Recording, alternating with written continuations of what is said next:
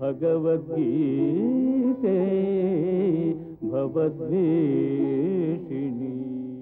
ప్రియ భగవద్బంధువులారా, అర్జునుడికి చాలా గొప్ప శోకం కలిగింది. 1వ అధ్యాయంలో 2వ అధ్యాయం ఆరంభంలో కూడా. ఆయనకి శోకం కలగడానికి కారణం బంధువుల్ని చంపితే దానివల్ల ఏర్పడేటటువంటి బాధను సహించలేకపోవడం. దానికి కృష్ణుడితో తాను చెబుతూ, నహి ప్రపశ్యామి, నాకు ఏమిటి చెయ్యాలి అనేది తెలియటం లేదు కృష్ణ, నాకు 2 కనిపిస్తున్నాయి, 3వది ఏంటో తెలియటం లేదు.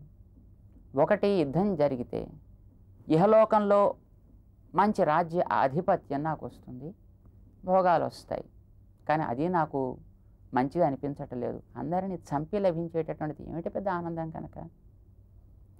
దీనివల్ల ధర్మం అంటావా, పైన స్వర్గాది లోకాల్లో సుఖాలు వస్తాయి, ఓకే, అది కూడా త్రైలోకాధిపత్యం నాకు వస్తుంది అని అంటున్నావు, అది కూడా నాకు పెద్ద ఆనందం అని అనిపించట్లేదు, అది కూడా నాకు సుఖాన్ని ఇస్తుంది అని అనిపించటం లేదు.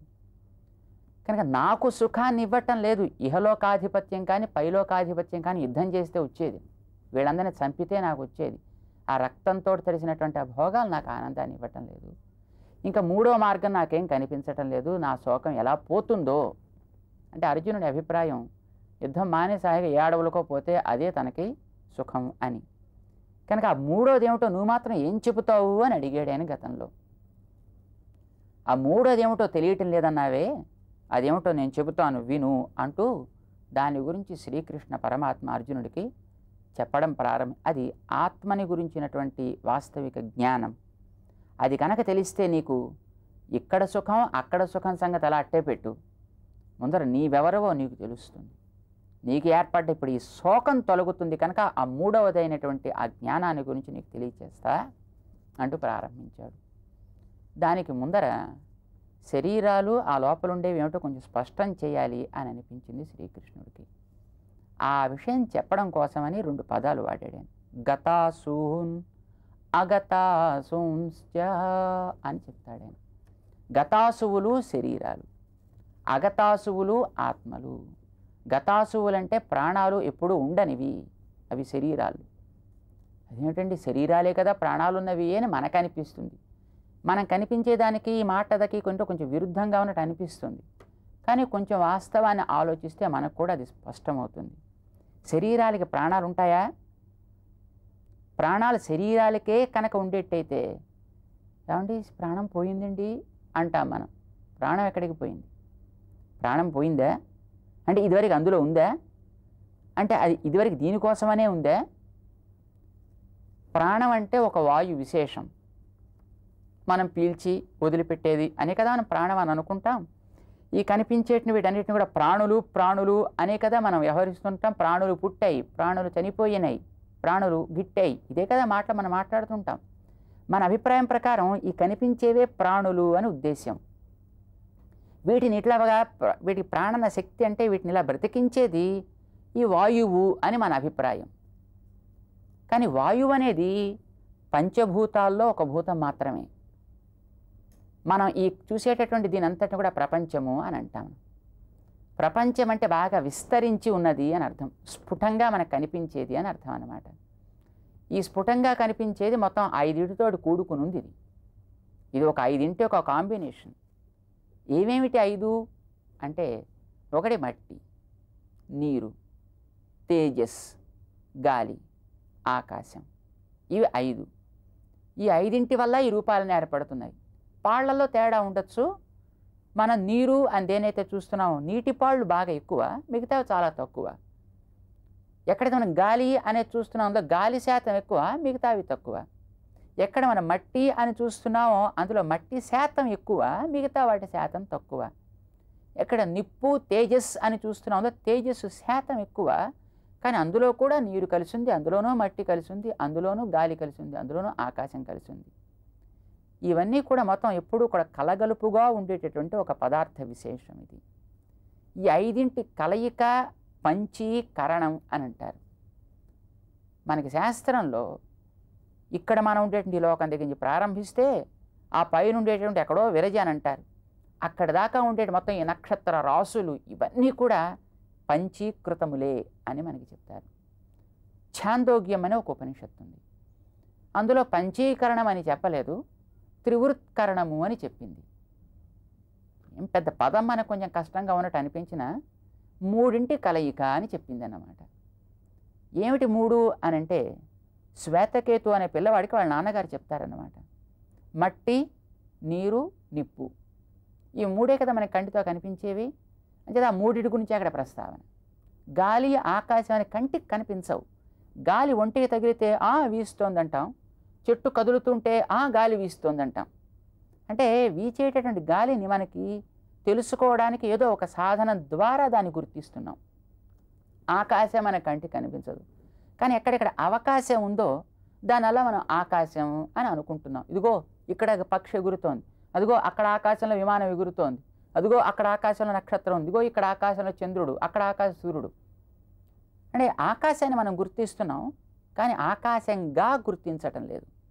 ఆకాశంలో ఉండే వస్తువులని బట్టి ఆకాశాన్ని మనం గుర్తించగలుగుతున్నాం. గాలిని మనం గుర్తించటంలే. గాలి ద్వారా ఏర్పడేటటువంటి ఆ చెట్ల యొక్క కదలిక, లేకపోతే మనకి ఏర్పడేటువంటి స్పర్శనాన్ని పట్టి మనం దాన్ని గుర్తిస్తున్నాం అన్నమాట. ఇవి రూపాలు లేనివి కనుక ఆ రకంగా మనం గుర్తిస్తున్నాం. కానీ ఈ మట్టికి, నీటికి, నిప్పుకి అంటే తేజస్సుకి, ఈ మూడిటికి కూడా రూపాలు ఉండడం చేత మనం వాటిని స్పష్టంగా తెలుసుకోగలుగుతున్నాం. ఓహో ఇది ఫలానా అని మనం గుర్తించగలుగుతున్నాం అన్నమాట. అందుకోసం ఛాందోగ్యోపనిషత్తులో 6వ ప్రపాఠకాల్లో శ్వేతకేతుకి వాళ్ళ నాన్న ఉపదేశం చేసేటప్పుడు ఈ మూడిటి యొక్క కలయిక వల్లే అబ్బాయి మొత్తం ఇదంతా ఏర్పడింది అని అంటాడు. ఆ కలయికలో ఒక క్రమ పద్ధతి ఒకటి ఉంది. సాధారణంగా చూడండి, మనకే దోశలో రొట్టెలో వేసేటప్పుడు ఏదో కాస్త ఇంత పిండి, ఏదో అంత నీళ్లు, అంత ఉప్పు, ఇంత కారం, మరొకటేదో ఏదేదో వాళ్ళు అనుకుంటే అవన్నీ జాగ్రత్తగా ఏ ఏ పాళ్లలో వేయాలో కలిపి దాంట్లో అప్పుడు నిప్పు కూడా కొంత కలపాలి.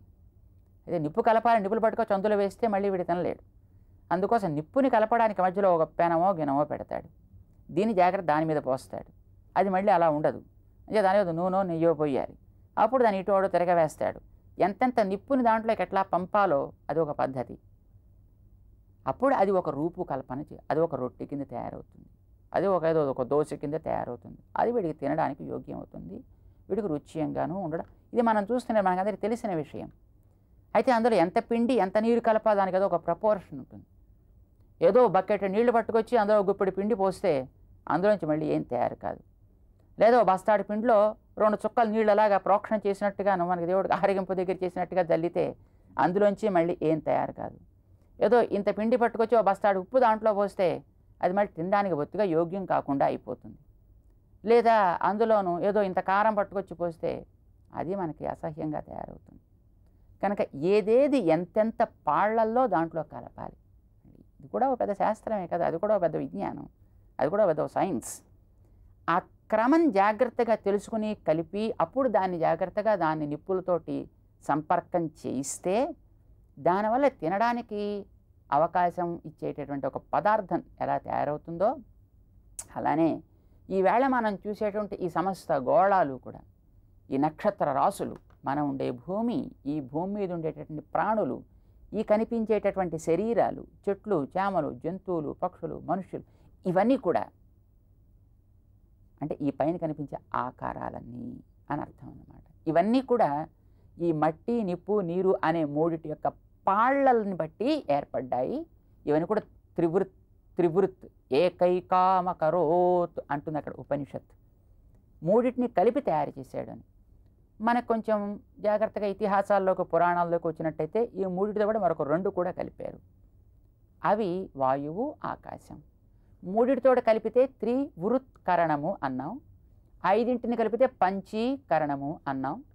కొంతమంది మరి ఇంకో 2 కూడా కలిపారు, కాలాదులను కూడా కలిపారు దాంట్లోనూ. అప్పుడు సప్తీకరణము అని అంటారన్నమాట. అంటే ఆ 7 వస్తువులు కూడా దాంట్లో కలిపారు అని అర్థం. ఇన్నిటితో కలిపి ఇవన్నీ కూడా తయారయ్యాయి. ఇందులో వాయువు కూడా ఒక భూతమే. 5 భూతాల్లో 5 భూతాల్లో కలిసినప్పుడు ఈ శరీరం వాటితో తయారైంది. మనం చూసే చెట్టు దాంతో తయారైంది. మనం చూసేటువంటి ఒక జంతువు ఆ 5తో తయారైంది. జంతువు అంటే జంతువుగా మనకు కనిపించే ఆకృతి విశేషం అని అర్థం అన్నమాట. వాయువు కూడా ఇందులో ఉంది అని మనం గుర్తిస్తున్నప్పుడు ఆ వాయువు ఇందులోంచి ప్రాణం అనేది పోయినా కూడా వాయువు ఉంది అక్కడ. ఒకసారి ఒక మనిషి మాట్లాడుతున్నాడు, ఒకనాడు మనిషిని అక్కడ పడుకోబెట్టాడు, చనిపోయాడు అని అన్నాడు. ప్రాణం పోయింది అన్నాడు. అప్పుడు కూడా మనకు ఆకారం కనిపిస్తోందా లేదా? ఆకారం కనిపిస్తోంది అంటే అందులో 5 భూతాలు కూడా ఉంటేనే నీకు ఆకారం కనిపిస్తుంది. అందులో పైన కనిపించేది మట్టి భాగం, అందులో ఉండే ఆ మెత్తదనాన్ని ఇచ్చేది నీటి భాగం, అందులో ఉండేటువంటి ఆ రూపు మార్పు తీసుకుని వచ్చేటటువంటిది అగ్ని భాగం, తేజస్సు భాగం అంటారు. వాయువు కూడా అప్పుడు దాంట్లో ఉంది, ఆకాశం కూడా అప్పుడు దాంట్లో ఉంది. మరి వాయువు ఉంది కానీ వాడు లేవడే. ప్రతి వస్తువు కూడా ఈ పంచీకరణం అయినటువంటి పంచీకృతాలైనటువంటి ఈ వస్తువులన్నింటిలో వాయువు కూడా కలిసే ఉంది ఎప్పుడు. కానీ వాయువే ప్రాణాన్ని పోయటం లేదు, వాయువే వీడికి ప్రాణశక్తిని ఇవ్వటం లేదు. అలా వాయువే కనుక ఇచ్చేటట్టయితే అసలు ఇంకా వాడు చావనే కూడదు వాడు. ఎందుకంటే వాయువు ఎప్పుడు వాడుతూనే ఉంటుంది, కానీ పంచభూతాలు అది కూడా ఒకటి కనుక ఎప్పుడూ బతికే ఉండాలి. పోతూ ఉంటేనే మనకి ఇప్పుడు జనాభాకి చోటు చాలటలేదు. ఇంకెవడూ పోకపోతే ఎప్పుడు పుడుతూనే ఉంటే ఇది మరీ ప్రమాదం కదా. కానీ వాయువు దాంట్లో ఉంటోంది, కానీ అది వాడికి మళ్ళీ ప్రాణాన్ని ఇవ్వటం లేదంటే ఈవేళ వీడిని జీవింపచేసేది ఈ పంచభూతాల్లో చేరినటువంటి వాయువు కాదు అనేది మనం ఆలోచించాలి, మనం గుర్తించాలి. అచేతనాలు మనం చూస్తున్నాం, రాళ్ళు రప్పలు ఇత్యాదులన్నీ కూడా. అవి కూడా 5 భూతాలతో తయారైనవే కదా. ఇందాక మనం చెప్పుకున్నాం మనకు ఉపనిషత్తు నేర్పినటువంటి దాని ప్రకారం. చేత వాటిలో కూడా వాయువు ఉంది, వాయువు అనే భూతం ఉంది. అయితే రాళ్ళు కూడా మాట్లాడుతున్నాయి, రాళ్ళు కూడా లేచి గాలి పీల్చడం ప్రారంభిస్తున్నాయా? లేదు. చేత మనం మామూలుగా పృథివ్య తేజో వాయు రాకాశాలు అనేటటువంటి 5 భూతాల్లో చూసేటటువంటి వాయువుకి ఈ రూపాలని ఏర్పరచడంలో ఒక భాగస్వామ్యం ఉంది, ఈ రకమైనటువంటి ఒక కూర్పుని తీసుకుని రావడంలో. అలాగా ఈ 5 భూతాలు కలిస్తేనే ఇవన్నీ ఏర్పడ్డాయి కనుక స్పష్టముగా మనం గుర్తించ వీలయ్యేట్టుగా బాగా విస్తరించి ఉండేటటువంటి 5తోటి తయారైన కనుక ఇది ప్రపంచ అంటారు. పంచ అంటే విస్తరించినవి, ప్ర అంటే మనకి స్పష్టంగా గోచరించేట్టుగా. కనుక ప్రపంచము అంటే 5 భూతాలు కనిపించేట్టుగా ప్రస్ఫుటమై వికసించాయి, ఇది ప్రపంచము అని అంటున్నాం అన్నమాట. ఇంకా ఉన్నాయి వెనకాతల మహత్తత్వం అని, అవ్యక్తమని, అక్షరమని. అవి మనకు ప్రస్ఫుటం కాదు కనుక వాటిని ప్రపంచం అనేటటువంటి పదంతో మన వాళ్ళు వ్యవహరించారన్నమాట. అర్థాత్ ఈ కనిపించేటువంటి ప్రపంచంలో అన్నిటితోటి కూడా వాయువు అనేటటువంటిది ఒక భూతం ఉన్నప్పటికీ కూడా అది వీటిని బ్రతికించటం లేదు. ఈ పంచభూతాలు ఎప్పుడు ఒక రూపంలో ఉండవు, మార్పు చెందుతూ ఉంటాయి ఎప్పుడు కూడా. కలిసి ఉంటే శరీరం అంటున్నాం, ఒకనాడు విడిపోయి ఉండొచ్చు, ఒకనాడు కలిసి ఉంటే మనం ఏమంటాం, దీని ఒక చెట్టు అన్నాం మనం. దాంతోపాటు ఈ 5 భూతాలు ఉన్నాయి, 5 భూతాల కంటే వేరుగా కూడా ఉన్నాయి మనకి. ఏమున్నాయి? అందులో ఒక జీవుడు, ఆ జీవుడితో పాటు ఒక ప్రాణశక్తి ఉంది. అవి అందులో ఉన్నప్పుడు చెట్టు బతికిందండి అంటున్నాం. ఎప్పుడైతే అందులోంచి వెళ్ళిపోయిందో అరే రే చెట్టు పోయిందండి అని అంటున్నాం మనం. ఈ చెట్టు పోవడం, చెట్టు బతకడం అనేది చెట్టుని బట్టి కాదు, చెట్టులో ఉండే జీవుడు, ఆ జీవుడితో ఉండే ప్రాణం, అవి బయటకు పోతే అప్పుడు కూడా చెట్టు చచ్చిపోయి ఉంటుంది, కానీ అప్పుడు ప్రాణం వాడితో ఉండటం లేదు. వాయువు ఉంది అప్పుడు కూడా, ఎందుకంటే దానికి మధ్యలో ఉండేటువంటి ఆ ఖాళీలో దాంట్లో కూడా కాస్త గాలి అది ఉంటుంది కదా, ఉంది. ఇది చాలా గంభీరమైనటువంటి ఒక విషయం ఇది. కనుక ప్రాణం అనేది ఉన్నది దేనితో, ప్రాణం అనేది పోయిందంటే దేనితో. ప్రాణం దేనితోటి ఎప్పుడు పర్మనెంట్గా ఉంటుంది, ప్రాణం దేనితోటి ఎప్పుడు పర్మనెంట్గా ఉండదు.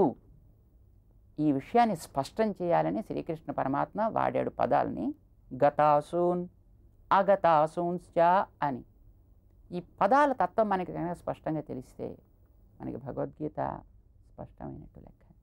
తెలుసుకునే ప్రయత్నం చేద్దాం.